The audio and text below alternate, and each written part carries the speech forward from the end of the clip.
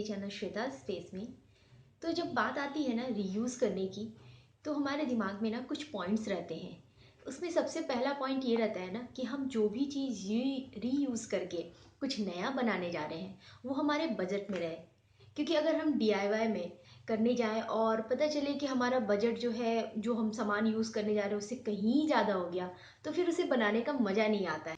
और दूसरा ये कि हम जो भी सामान बनाने जा रहे हैं ना, उसका जो बनाने का समय है ना वो इतना ज़्यादा नहीं लगे, या फिर एफर्ट इतना भी ज़्यादा नहीं लगे कि जो है हमारा इंटरेस्ट ही जो है आधे में खो जाए।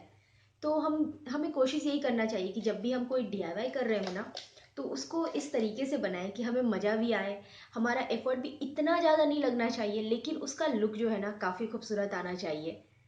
और तीसरा ये कि जो हम प्रोडक्ट जो हमारा बन के फाइनल रेडी होगा, उसका जो लुक आना चाहिए ना, वो हमारी मेहनत को जस्टिफाई करना चाहिए। ऐसा ना हो कि हम कोई भी चीज़ बना रहे हैं और फिर एंड में आकर के वो ऐसा दिखे कि बिल्कुल ही हम उसे किसी और को ना दिखा पाए। तो ऐसा नहीं होना चाहिए, हमारी जो मेहनत है वो उसमें दिखनी चाहिए। और बस ये सब चीज़ें जो है ना धीरे धीरे आती हैं, प्रैक्टिस से आती हैं, समय के साथ आती हैं। तो बस आज मैं आप लोगों के साथ यही कुछ शेयर करने जा रही हूँ। एक डीआईवाई जो मैंने किया है, अभी जो हमने साफ़ सफाई की उसमें जो हमें कुछ चीज़ें मिली, बस उसी का यूज़ करके मैं आज आप लोगों के साथ एक डीआईवाई बताने जा रही हूँ। तो चलिए शुरू करते हैं आज का वीडियो। तो मुझे कुछ इस तरह के बैंगल्स मिले जो कि कुछ टूट गए थे, कुछ पुराने हो गए थे। तो आई थॉट कि चलो इससे कुछ एक डेकोर आइटम बनाते हैं। तो इसके लिए मैंने यहाँ पर इस तरह का एक गत्ता लिया है, जिसको मैंने एक बहुत बड़े से गत्ते से कट किया है। अच्छा, इसका साइज़ जो है ना आप अपने अनुसार ले सकते हैं, जितनी बड़ी चाहें। मैं यहाँ पर थोड़ा लार्ज तरीके से बना रही हूँ, इसलिए मैं इसको थोड़ा बड़ा ले रही हूँ। और क्या करेंगे ना, इस तरह से इसके साइड्स को मैं यहाँ पर कवर कर रही हूँ। कवर करने का मतलब है कि इसके साइड्स के जो किनारे होते हैं ना, मैं इस तरह से पतले गत्ते कट करके उसको फेविकॉल की हेल्प से ऐसे चिपका रही हूँ। मुझे एक यहाँ पर प्रॉपर तरीके का जो होता है ना फ्रेम होता है, फ्रेम मुझे चाहिए। तो मैं इस तरह के इसको बना रही हूँ।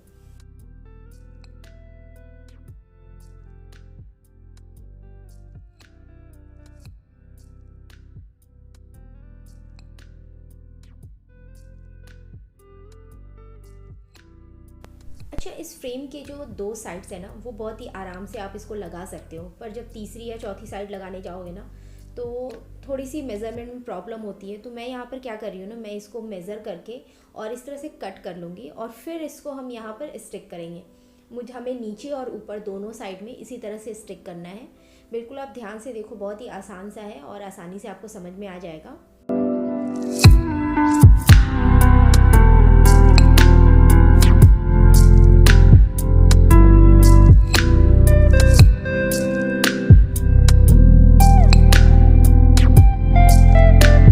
उसके बाद मैं यहाँ पर ले रही हूँ फेविक्विक। आप कोई सा भी सुपर ग्लू ले सकते हैं। यहाँ पर आप चाहें तो इसकी जगह फेविकॉल का भी यूज़ कर सकते हैं, लेकिन उसको सूखने में थोड़ा टाइम लगता है। तो मैं यहाँ पर फेविक्विक का यूज़ करके इन सारे बैंगल्स को जो है ना दो दो के पेयर्स में मैं इसको जो है इस तरह से स्टिक कर दूँगी। हमें दो बैंगल लेना है और इस तरह से स्टिक करते जाना है। अच्छा, यहाँ पर ख़ास बात ध्यान देने वाली ये है ना कि आपकी चूड़ी जो है, आपकी जो बैंगल है वो कितनी मोटी है। क्योंकि मैं यहाँ पर बहुत ही पतली चूड़ी का यूज़ कर रही हूँ, तो मैं यहाँ पर दो दो को एक साथ स्टिक कर रही हूँ। अगर आपके पास थोड़ी चौड़ी वाली बैंगल्स जो आती है ना, कड़े आते हैं, उस तरह वाली पड़ी हैं, तो आप चाहो तो उसमें स्टिक ना करो, उसकी ज़्यादा ऊंचाई की ज़रूरत नहीं पड़ेगी एक्स्ट्रा उसमें ऐड करने की। तो आप आगे देखोगे कि मैं किस तरह से कर रही हूँ। यहाँ पर कोई भी ज़रूरत नहीं है कि आप सेम कलर के एक दूसरे के ऊपर स्टिक करो। आप डिफरेंट डिफरेंट कलर को भी एक दूसरे के ऊपर स्टिक करके आप इसका बेस तैयार कर सकते हो। तो इस तरह से मैंने अपनी सारी चूड़ियों को बिल्कुल इसी तरह से रेडी कर लिया है। उसके बाद हमने जो फ्रेम बनाया था ना, हम उस पर इस तरह से इन चूड़ियों को चिपकाएंगे। यहाँ पर आप सुपर ग्लू का हुआ या फिर ग्लू गन हुआ, आप कुछ का भी यूज़ कर सकते हो। इसलिए मैं यहाँ पे सारी चीज़ें यूज़ करके आपको बता रही हूँ।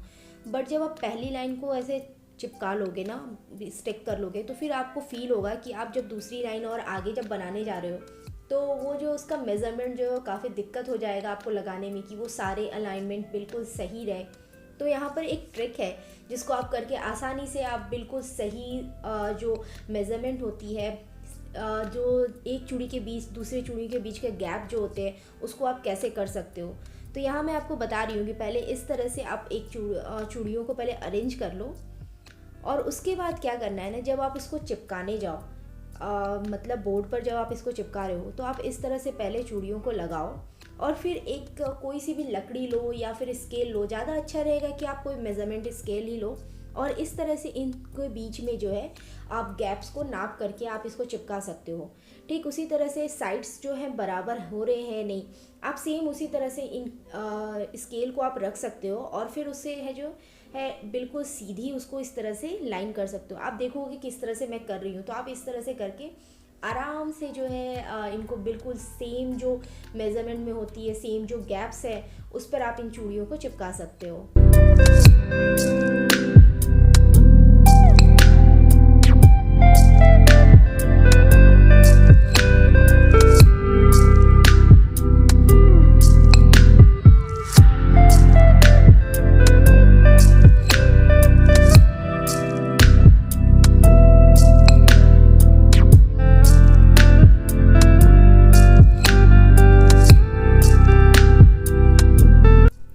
नेक्स्ट मैं इन सारे बैंगल्स को अच्छे से कवर करूँगी।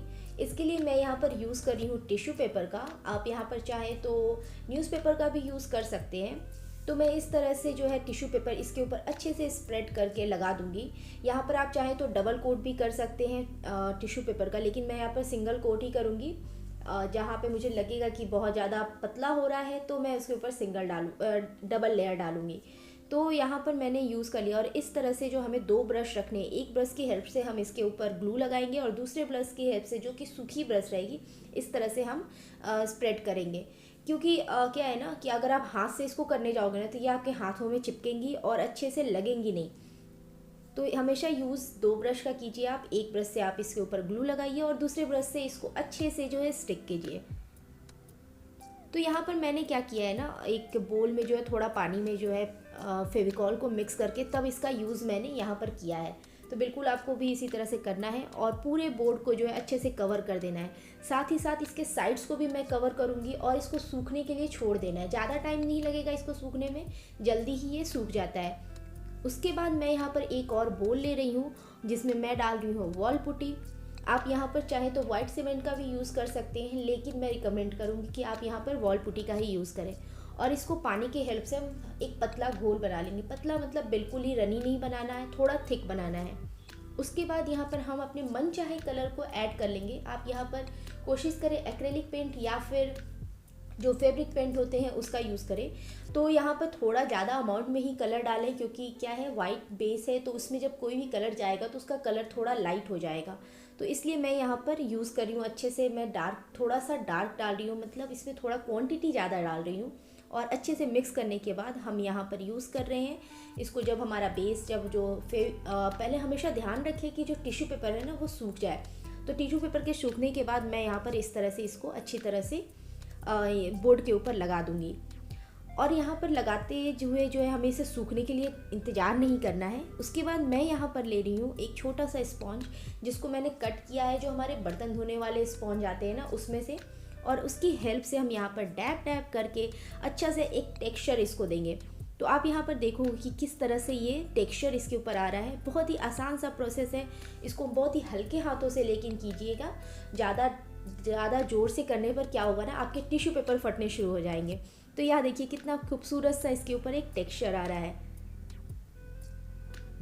तो बिल्कुल हमें इस तरह से पूरे बोर्ड को कवर करना है और इस तरह से हमें इसके ऊपर डैब डैब करते हुए टेक्सचर बनाना है। ठीक इसी तरह से मैं इसके साइड्स को भी कवर करूँगी, लेकिन साइड को जो है मैं इसके ऊपर कोई टेक्सचर नहीं दूंगी, बिल्कुल प्लेन रखूँगी। और इसको सूखने में जो है 1 दिन का समय लग सकता है, तो आप इसको सूखने के लिए आराम से छोड़ दीजिए। तब तक के लिए जो है हम अपना आगे का प्रोसेस कर सकते हैं, जो कि मैं आगे बताऊंगी आपको।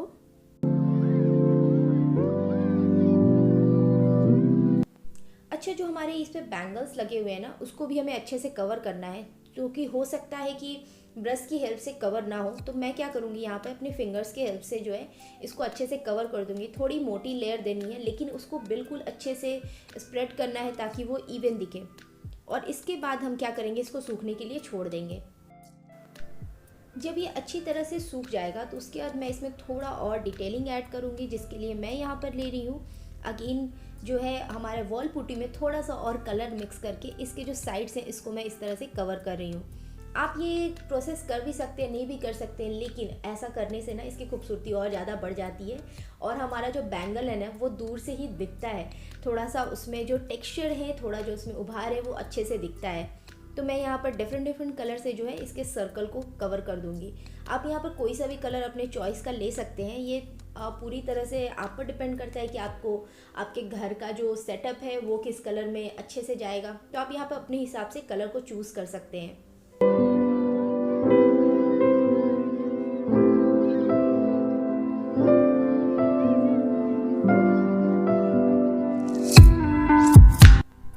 नेक्स्ट मैं यहाँ पर इस तरह का एक मोटा रोप ले रही हूँ। आप यहाँ पर किसी भी तरह का जूट रोप ले सकते हैं। मेरे पास ये क्राफ्ट वाली थी तो मैं क्राफ्ट वाले यूज़ कर रही हूँ। और इस तरह से जो है आप फेविकॉल की हेल्प से या फिर ग्लू गन की हेल्प से, किसी की भी हेल्प से इस तरह से सर्कल बनाते हुए इसको अच्छे से हमें बना लेना है। इसका साइज़ डिपेंड करेगा कि आपका जो बैंगल है वो कितना बड़ा है। अगर बैंगल आपके, मेरे जो बैंगल्स हैं उससे काफ़ी बड़े हैं तो आप इसको थोड़ा बड़ा भी बना सकते हैं। और इस तरह से सर्कल करते हुए हमें बनाना है। जब ये एंड हो जाए तो हमें इस तरह से ऊपर से टक कर देना है और फिर हमें इसे कट कर लेना है।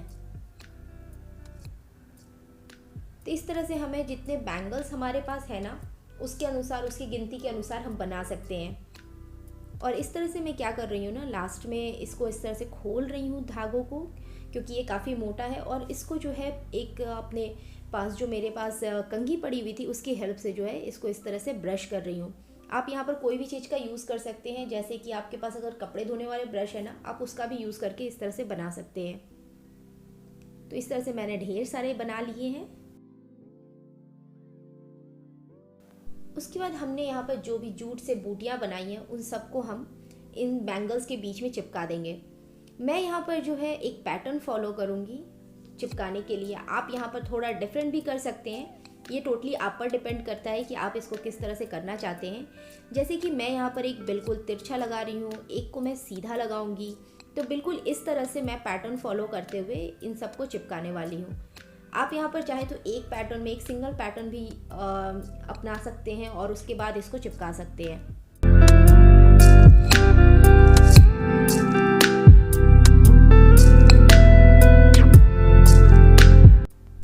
थोड़ा और खूबसूरत बनाने के लिए मैं यहाँ पर मिरर का यूज़ कर रही हूँ। आप यहाँ पर चाहे तो कुछ और चीज़ों का भी यूज़ कर सकते हैं, जैसे घर में घुंघरू पड़ी हो या फिर कुछ जो सितारे होते हैं ना, आप उसका यूज़ कर सकते हैं। तो मैं यहाँ पर यूज़ कर रही हूँ डायमंड शेप के मिरर का और इस तरह से मैं इन सब पर स्टिक कर दूँगी। तो हमारा DIY जो है बनके अब रेडी हो चुका है, जैसे कि आप देख सकते हो।